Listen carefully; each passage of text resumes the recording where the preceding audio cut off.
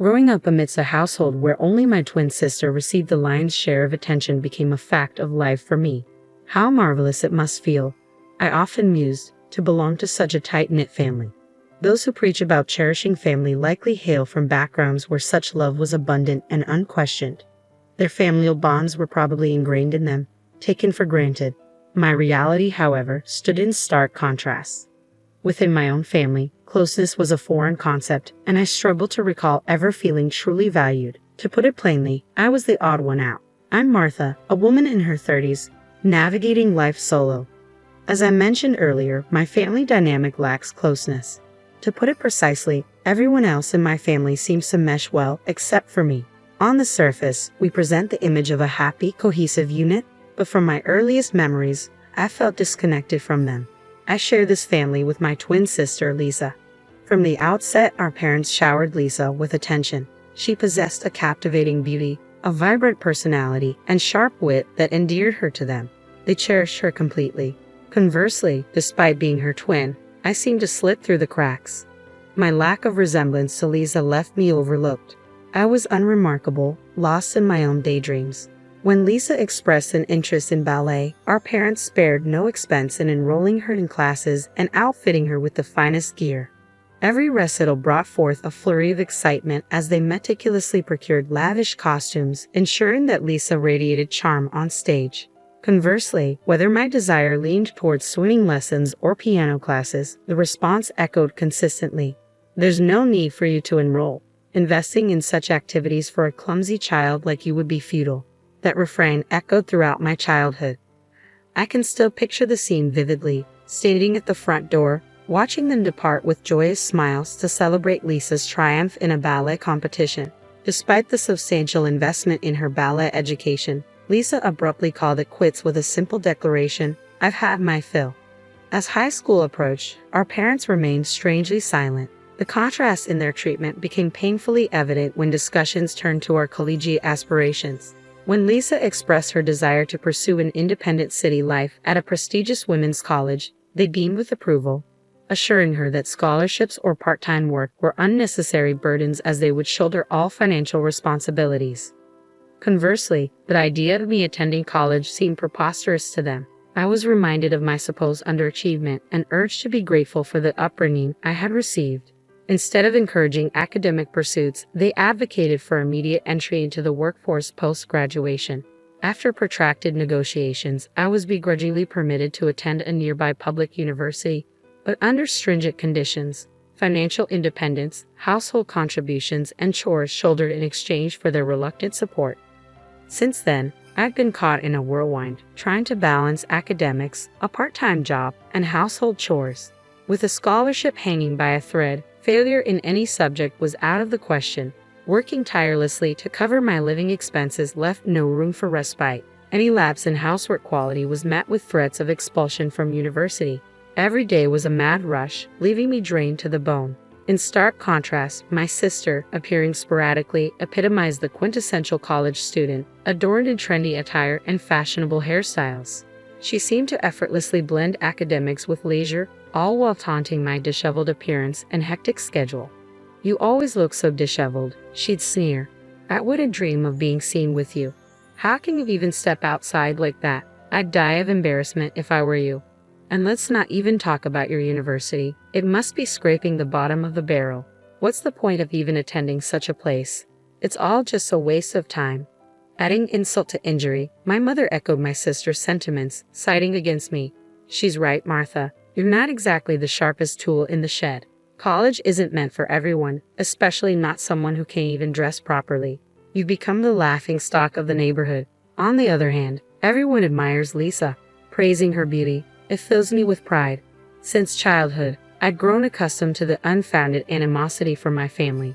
Their petty jabs hardly registered as I rushed off to my part-time job, my focus squarely on survival. And so, the tumultuous 4 years of college flew by, and both my sister and I crossed the graduation finish line. While my family feted my sister's achievement with a lavish overseas trip and a designer handbag, I remained a footnote in their celebrations.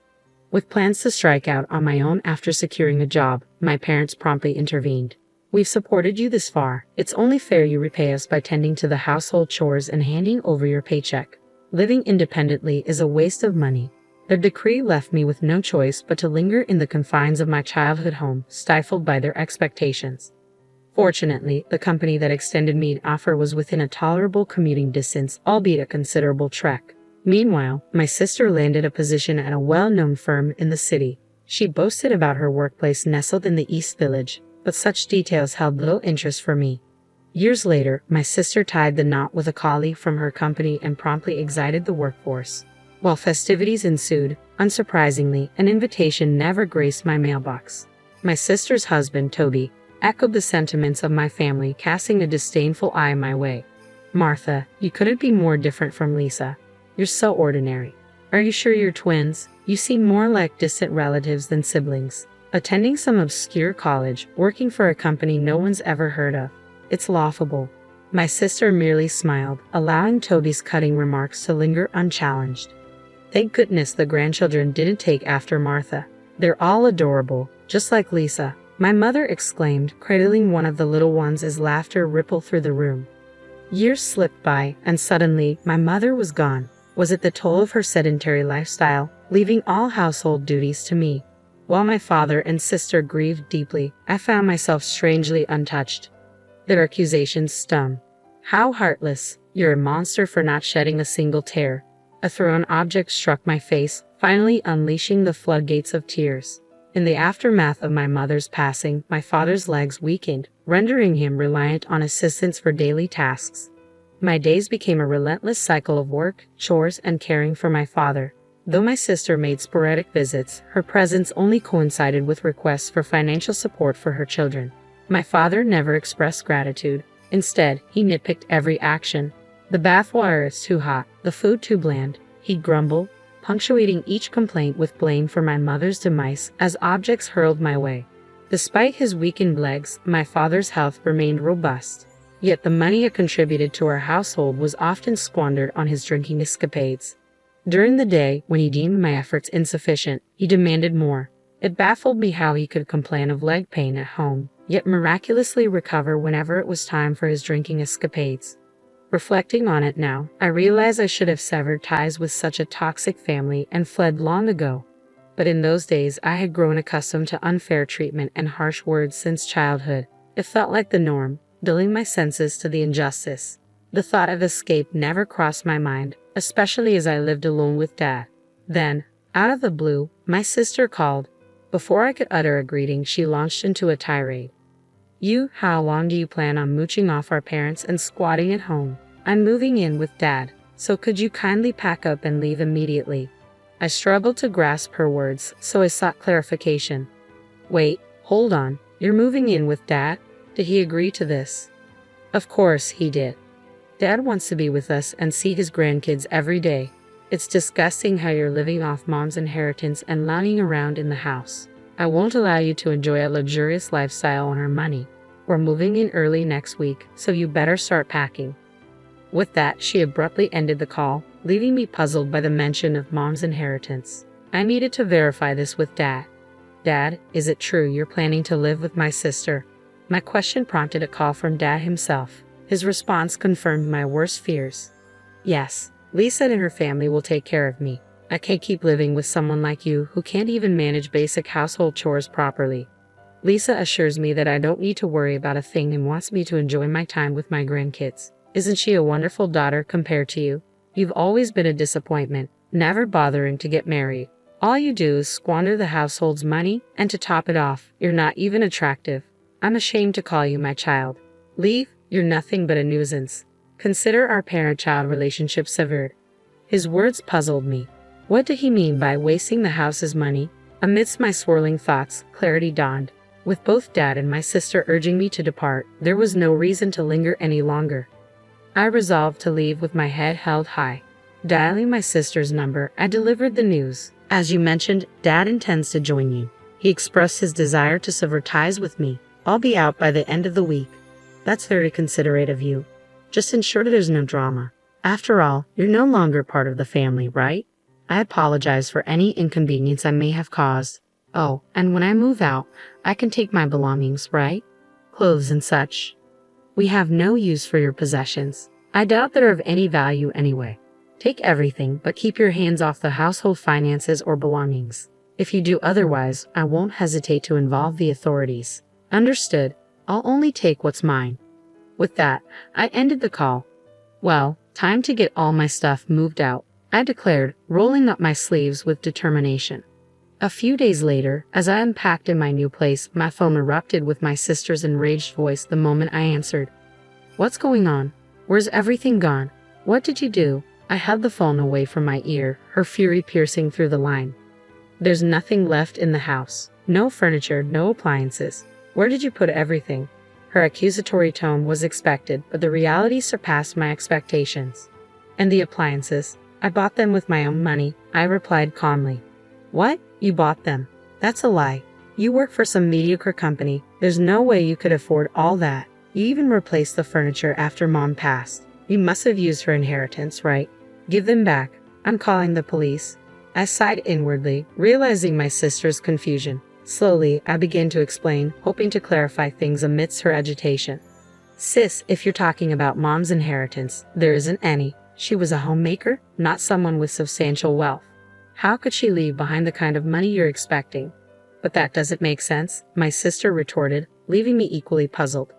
The Roomba, the drum washing machine, and such, I bought them to ease the workload after Mom passed.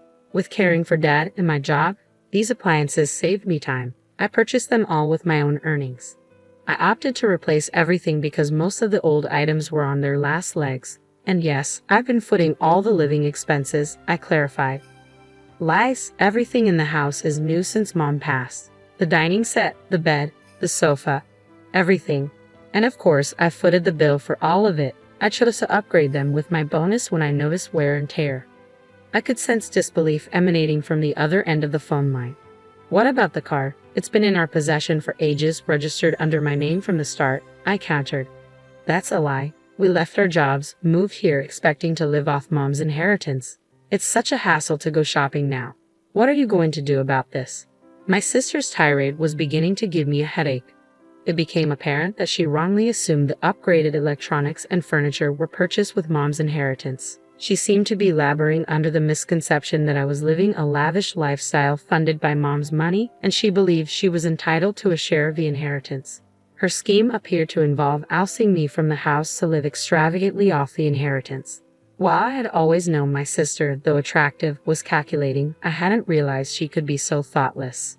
It's not like I can just waltz back in. You're the one who insisted I leave and take all my belongings. I was just following your orders, I retorted, growing weary of my sister's incessant ranting over the phone. As much as I wanted to end the call, there was one last crucial piece of information I needed to impart. By the way, I've been settling Dad's debts up until now. From here on out, you'll need to take care of them. What? Her voice betrayed her shock. It was evident she had no inkling about the debt. Our parents had meticulously concealed it from her. While we weren't a family of great wealth, they had maintained appearances, splurging on my sister. Dad's income simply couldn't cover everything, so he resorted to borrowing. The funds went toward everything from my sister's childhood ballet lessons to her university tuition. Decades of lavish spending, living far beyond our means, have led to this staggering debt. All of Dad's financial obligations stem from the resources poured into my sister. So she's stepping up to settle them. No problem, right? After all, didn't she tell Dad? Just relax, surrounded by your grandkids. I took that as a cue not to worry about the debts either. It was quite touching, really, her sense of duty, I remarked, feigning innocence. My sister's fury only surged at my words. Stop ridiculing me, and let's be real, there's no way someone from some obscure company like yours could afford all those top-of-the-line gadgets and brand-new furniture. You're definitely dipping into Mom's inheritance, aren't you? Do you even know what I do for a living? I countered, maintaining a composed tone. I wouldn't expect you to understand. You're probably just working some menial job at a no-name company, right? My sister retorted. I'm employed at a multinational financial institution, I clarified. What? Multinational?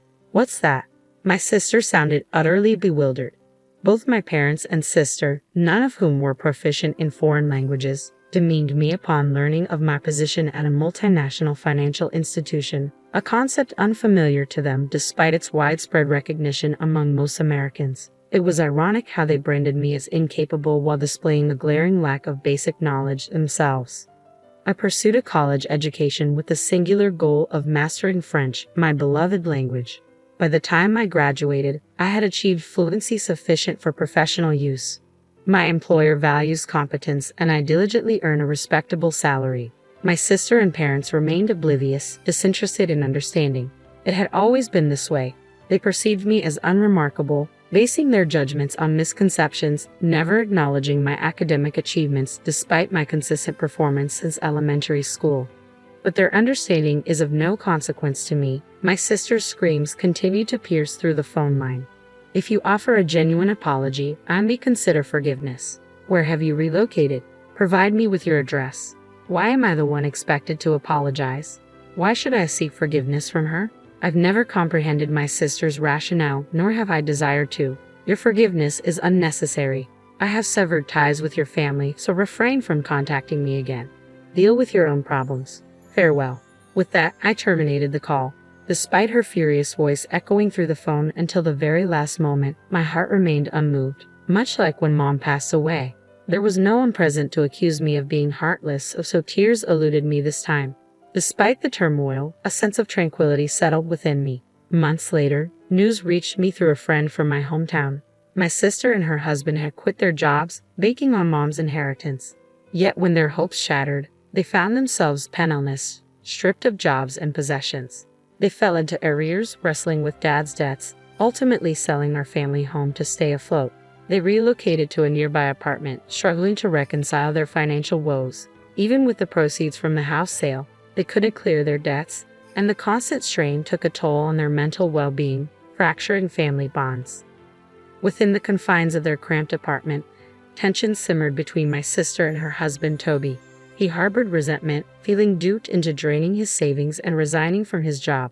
Their marriage teetered on the brink. Yet amidst the chaos, their children found solace in newfound friendships within the apartment complex, providing a glimmer of hope amidst the chaos. As for me, I relocated closer to my workplace, relishing the freedom to indulge in my earnings and focus solely on my own needs. I reclined on my plush sofa, admiring the intricate nail art adorning my fingertips. After years of constraint, I resolved to savor this newfound independence for as long as I pleased.